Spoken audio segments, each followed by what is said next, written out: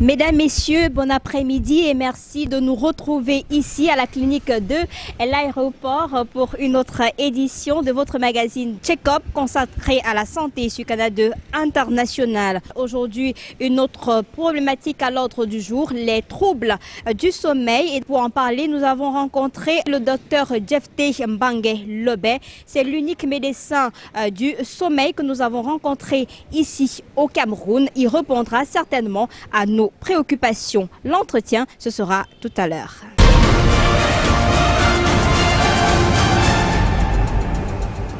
Bon après-midi, nous vous l'avons annoncé dès l'entame de ce magazine sur la santé. Nous allons nous entretenir avec le docteur Jephté Mbangue Lobé. Il est donc spécialiste des pathologies du sommeil. Docteur, bonjour. Bonjour. Alors quand on parle de pathologie du sommeil, ça renvoie à quoi exactement? Ça renvoie à tout ce qu'on peut avoir comme difficulté pendant le temps qu'on dort. C'est-à-dire, vous savez que on passe le tiers de notre vie en moyenne à dormir. Et il y a des pathologies qui ne se manifestent que pendant le sommeil, qui ne se manifestent pas en dehors du sommeil et qui peuvent ou pas impacter notre vie d'éveil. Mais on n'entend pas beaucoup parler de médecins de sommeil. Au Cameroun. Mais parce que le Cameroun n'était pas encore entré dans la modernité. On ne savait même pas. Et que s'il existe une spécialité consacrée aux troubles du sommeil. C'est les neurologues qui s'occupaient tant bien que mal de ces malades-là. Voilà. Mais en France et dans les pays occidentaux, dans les grands pays, la somnologie ou la médecine du sommeil est une spécialité à part qui fait l'objet d'un enseignement très sélectif et des examens extrêmement précis et très sélectifs. Ici au Cameroun, on a connu la trypanosomiase avec le docteur Jameau. Exact. Est-ce qu'il y a d'autres maladies plus ou moins courantes? Alors, la trypanosomiase a eu son temps. Je pense que ça doit être quelque chose d'extrêmement rare maintenant. Voilà. Et bon, elle a eu son temps. Et elle a fait connaître quand même les pathologies de sommeil parce que la trypanosomiase humaine africaine intéresse la médecine du sommeil en ce que dans sa phase ultime, c'est-à-dire dans la phase méningo-encéphalique, le malade fait des narcolepsies secondaires. Donc il passe la journée à dormir. Il dort bien la nuit et puis il passe la journée à dormir. Bon. C'est pour ça qu'on a appelé la maladie du sommeil. Mais ce n'était pas proprement parlé une maladie du sommeil, c'était que un symptôme. C'était un symptôme de la maladie. La maladie elle-même étant une maladie parasitaire, avec un symptôme sur le sommeil. Maintenant, au Cameroun, depuis que je suis là, je vois que les insomnies restent la grande pathologie du sommeil. 90% des malades qui viennent me voir sont des insomniaques. Bon, maintenant, avec toute la sensibilisation que nous sommes en train de faire, notre entretien y compris, les différentes pathologies vont se manifester au fur et à mesure et on pourra avoir donc une bonne vitrine, n'est-ce pas, de ces pathologies-là. Pour l'instant, ceux qui se manifestent le plus, ce sont ceux qui sont les plus déprimés, ceux qui sont les plus anxieux, c'est les insomniaques. Les événements de la vie qui peuvent donner lieu à des insomnies sont protéiformes, sont diverses. Je pourrais citer par exemple les accidents mortel de la route. Quelqu'un qui a échappé in extremis à un accident mortel, il a fait un accident, les gens sont morts, il a survécu. Cette personne-là peut devenir facilement un insomniaque parce que les images de ces accidents vont revenir et vont le hanter et il peut facilement en faire un insomniaque. Les viols, les tentatives d'agression. J'ai parmi mes malades un qui est devenu insomniaque lorsque 7 criminels sont venus chez lui pour en finir avec lui. Il a eu la vie sauve parce qu'il n'était pas là. Et ces insomnies se sont aggravées lorsque, 2 ans après, les commanditaires du crime ont été libérés. Alors, ça se passe à Douala. Voilà. Donc ça, les agressions, les tentatives de crime, etc. sont... Alors plus couramment, les divorces, surtout chez la femme. Chez les hommes, vous avez quand la femme, la fiancée part avec des enfants. Vous avez toutes ces situations avec conflit psychologique. Cette dame qui est mariée, qui vit avec un homme, mais qui a des difficultés avec son mari, parce que le mari est pénible. Il est peut-être volage, il est peut-être ivrogne, violent, et elle a du mal à décider si oui ou non elle doit rester.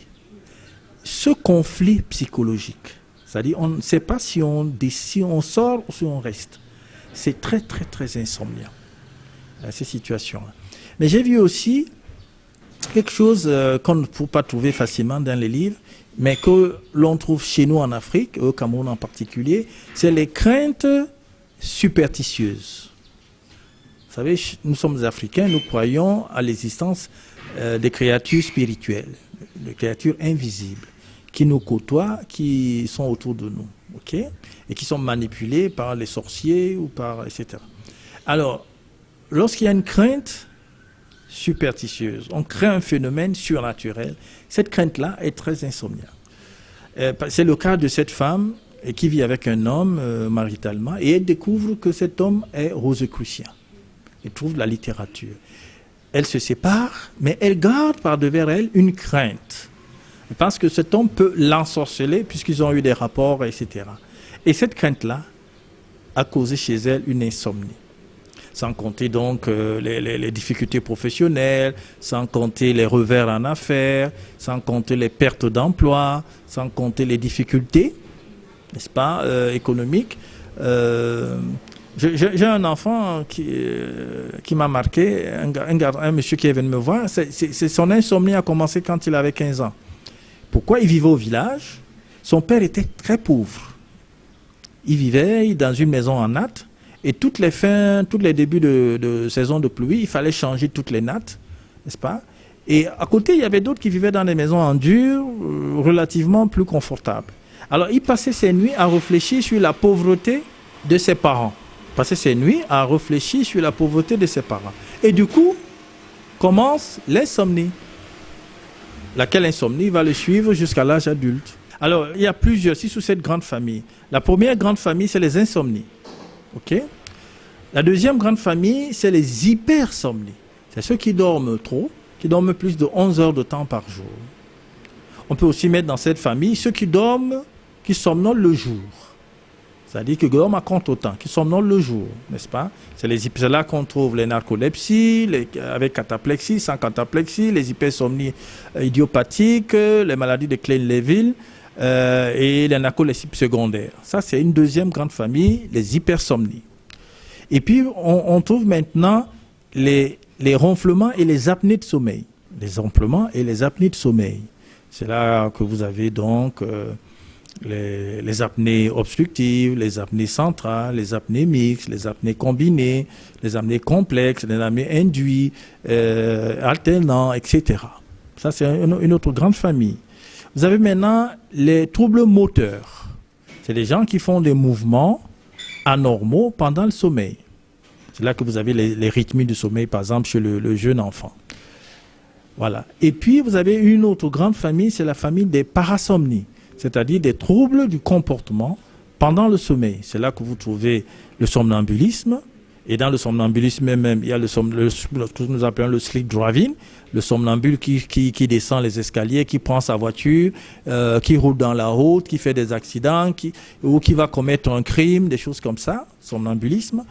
Et puis, ou alors celui qui va dans la cuisine, il mange, et puis le lendemain, il ne s'en souvient pas du tout. Pour avoir un sommeil reposant, il faut avoir déjà un temps de sommeil normal. Et le minimum de temps de sommeil normal, c'est 6 heures de temps. Il faut dormir au minimum 6 heures de temps par jour. OK? Bon.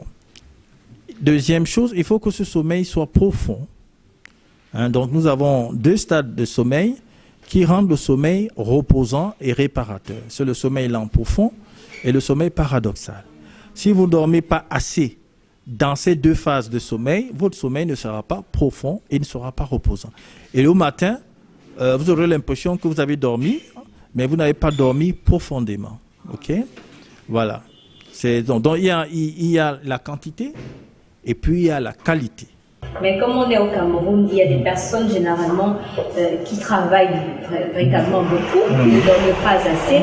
Est-ce qu'il y a la possibilité de choisir un jour pour récupérer la perte de la semaine?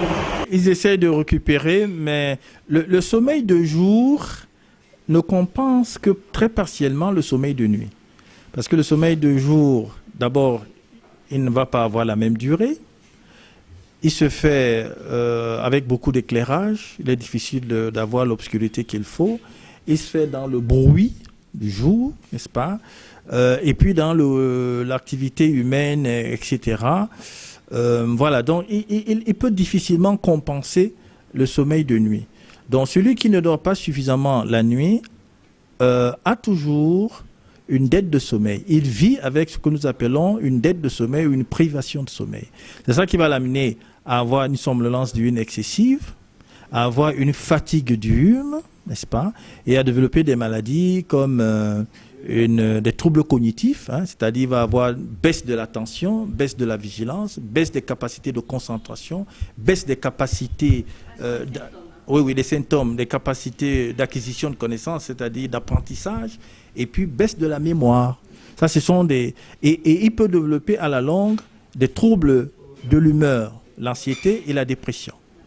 Et ça peut aller jusqu'aux idées suicidaires.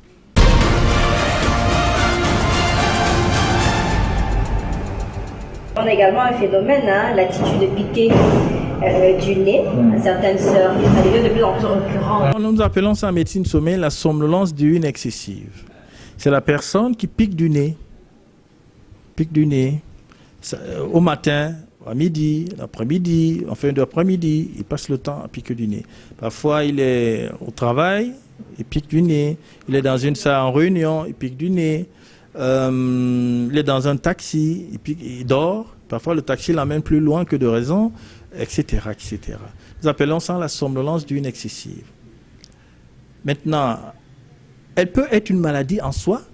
Très souvent, elle n'est pas une maladie en soi. Elle est une expression d'une privation de sommeil. C'est-à-dire que cette personne n'a pas un sommeil de nuit satisfaisant. OK? Donc, elle compense par un sommeil de jour. OK? Et ce sommeil lui-même n'est pas profond, mais il contrarie l'éveil. Maintenant, il peut aussi y avoir des gens qui, dans la journée, font un sommeil profond. Nous appelons ça des attaques de sommeil ou des accès de sommeil incoercibles. Là, ce n'est plus le malade qui pique du nez. C'est celui qui s'endort profondément jusqu'au rêve, aux heures de journée et aux heures de travail. Et les heures de travail, parfois on vous dit c'est important de dormir au moins, si vous avez sommeil pendant la journée, c'est bien de dormir 5 minutes, 10 minutes, c'est important. Oui, ça peut être important entre 14 et 15 heures. C'est pas bien quand ça va au-delà de 15 heures.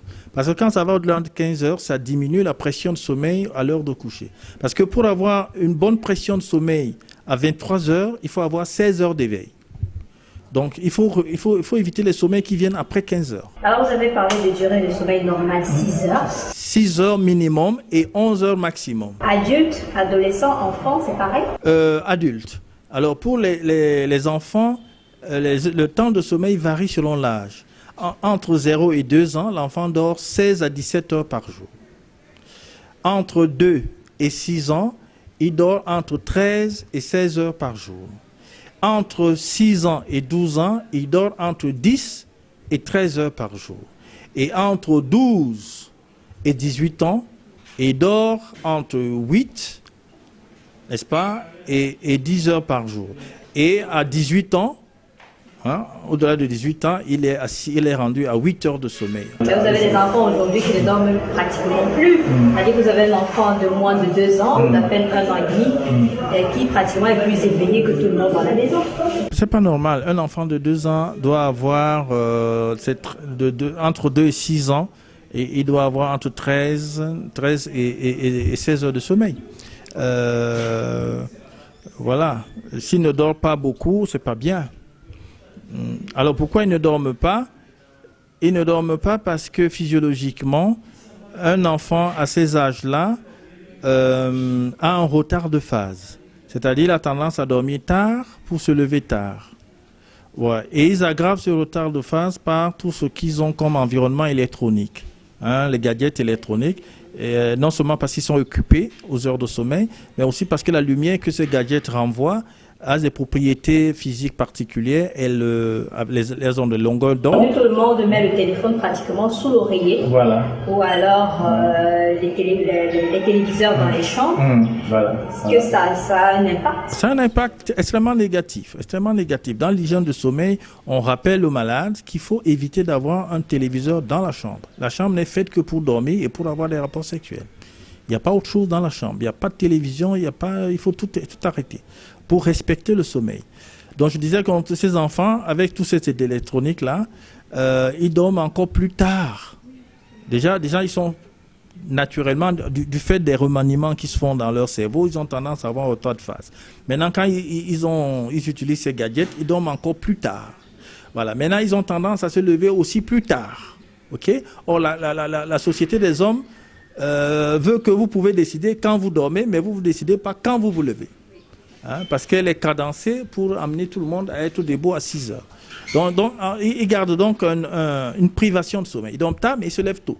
Donc ils vivent avec une privation de sommeil qu'ils essaient de rattraper ça les week-ends. Et en rattrapant les week-ends, en dormant plus, ils désorganisent davantage leur horloge interne. Donc ils sont portés à des désordres de sommeil, effectivement. Alors, on rappelle aux téléspectateurs que vous êtes le docteur Jeffrey Van Gelobert.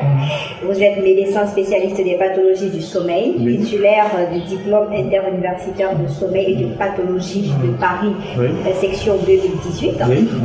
Alors, il faut regarder cette caméra et donner un conseil à toutes les personnes qui nous regardent pour ce qui est du trouble de sommeil, au regard du décalage des habitudes aujourd'hui dans notre société, avant qu'on ne revienne sur votre statut de spécialiste du sommeil.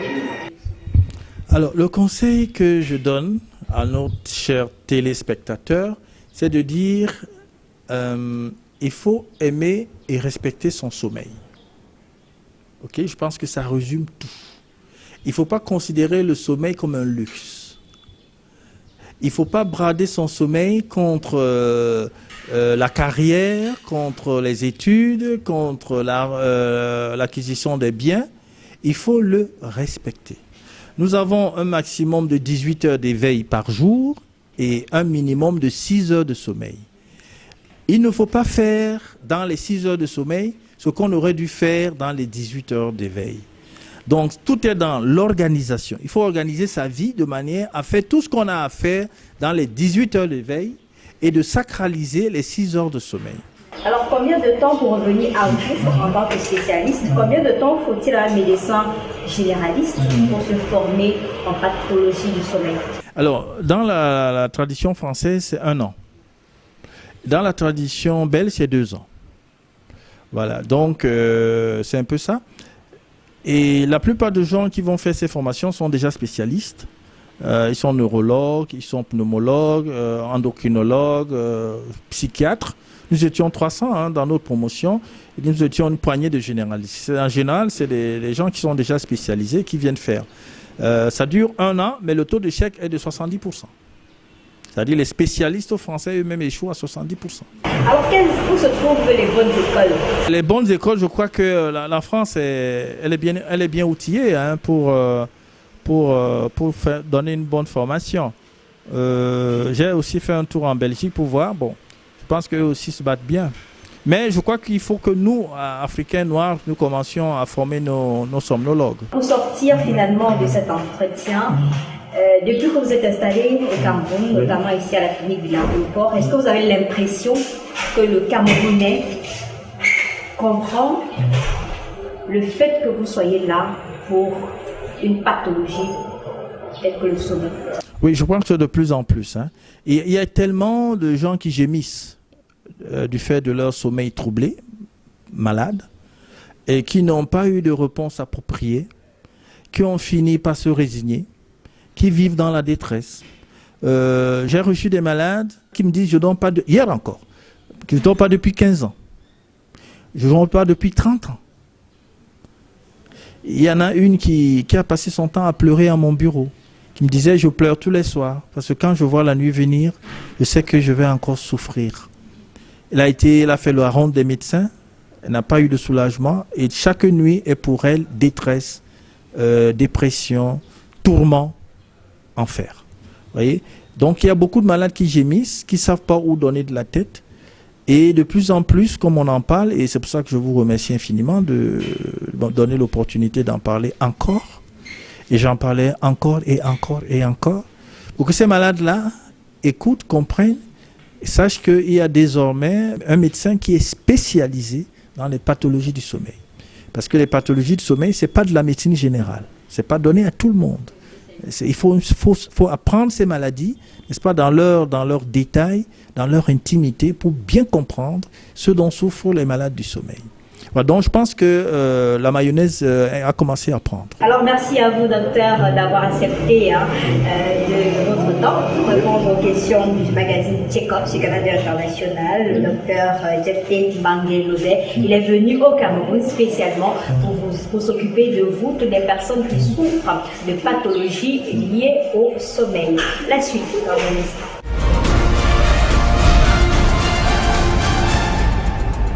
Après donc l'entretien avec le docteur Jefté Mbangué Lobé sur les troubles du sommeil, vous comprenez qu'il est important de dormir au moins 6 heures de temps par jour. Ça fait du bien à notre organisme. La suite de Check-up, c'est avec l'actu santé avec Joe Matrice.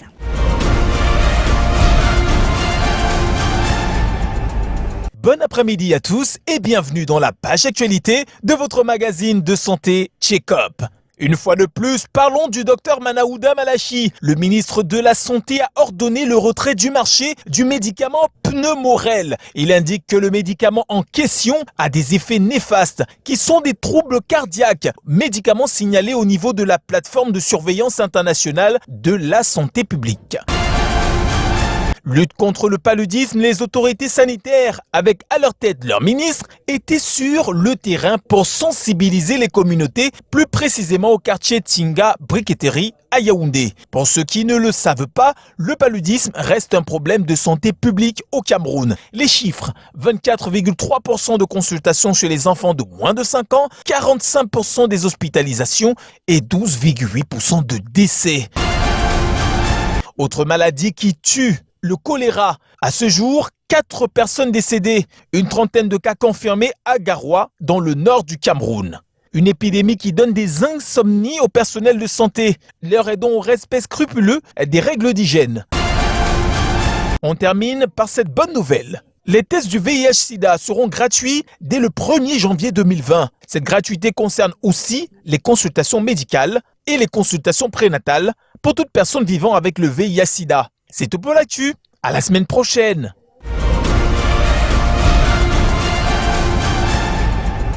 Fin de ce magazine Check-up sur Canada International. Merci à toute l'équipe technique. Merci à la clinique de l'aéroport. Merci aux différents techniciens. Marius Kossou, Calvin Tekam pour son doigté magique. J'aurai le plaisir de vous retrouver la semaine prochaine avec d'autres thématiques, bien sûr. À bientôt.